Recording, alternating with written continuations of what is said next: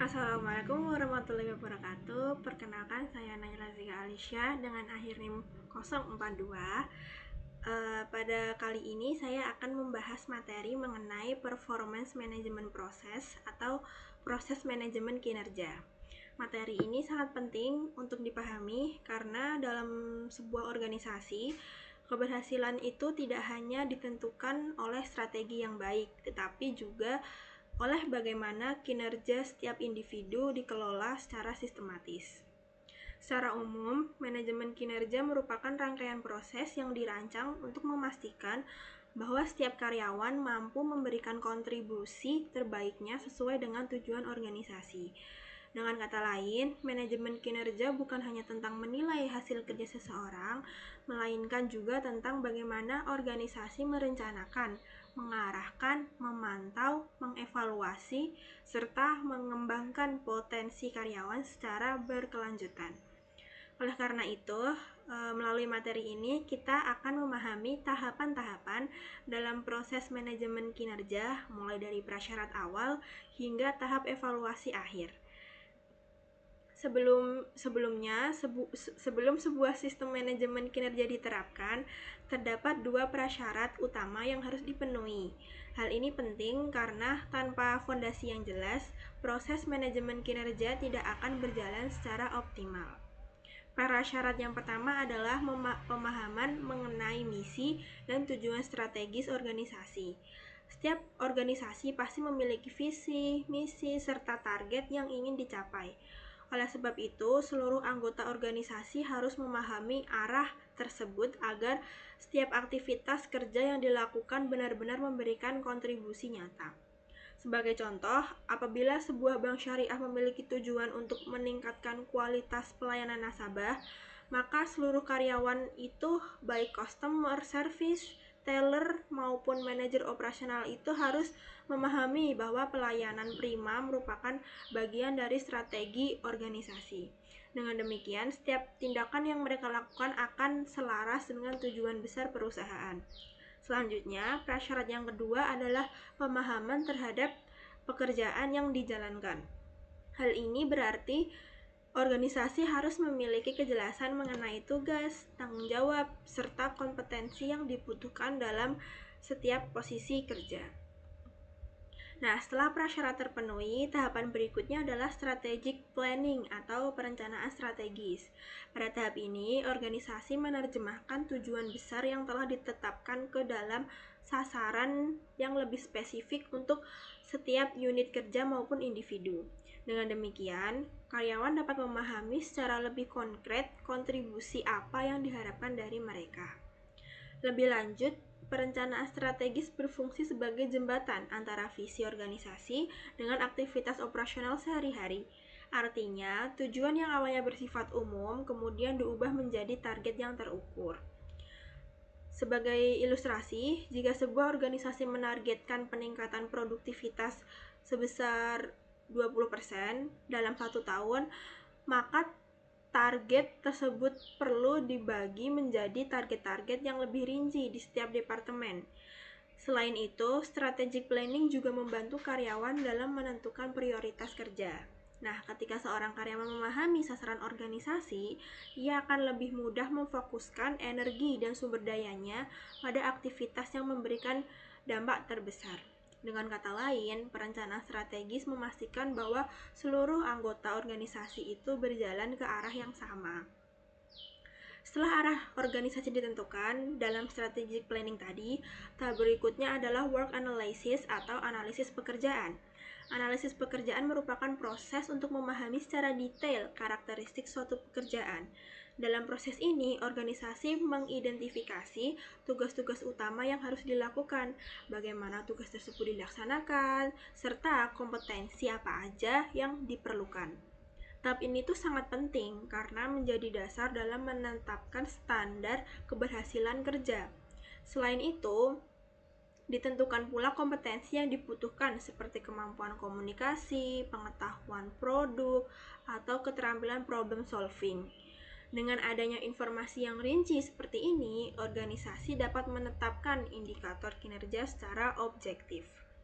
Namun, dalam prosesnya, analisis pekerjaan terdapat berbagai potensi bias yang perlu diwaspadai. Pertama, self-serving bias, yaitu kecenderungan seseorang untuk menilai dirinya itu lebih baik daripada kenyataannya. Kedua, ada social projection bias, atau kecenderungan menganggap orang lain itu memiliki cara berpikir yang sama dengan dirinya.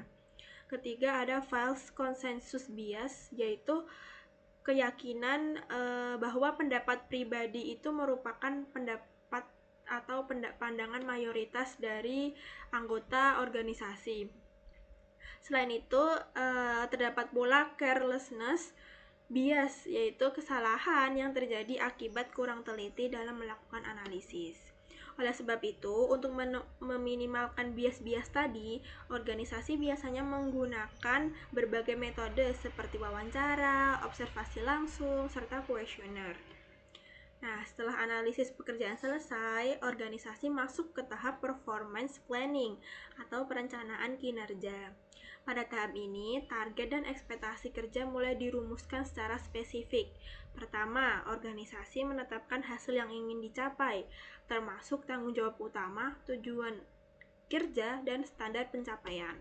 Selanjutnya, yang kedua, organisasi menentukan perilaku atau kompetensi yang harus ditunjukkan oleh karyawan dalam menjalankan tugas-tugasnya. Yang ketiga, disusun rencana pengembangan untuk membantu karyawan meningkatkan kemampuannya. Hal ini menunjukkan bahwa perencanaan kinerja tidak hanya berfokus pada hasil akhir, tetapi juga proses pengembangan individu. Dengan itu, karyawan itu tidak hanya dituntut mencapai target, tetapi juga difasilitasi untuk berkembang. Setelah perencanaan selesai, tahap berikutnya adalah performance execution atau pelaksanaan kinerja.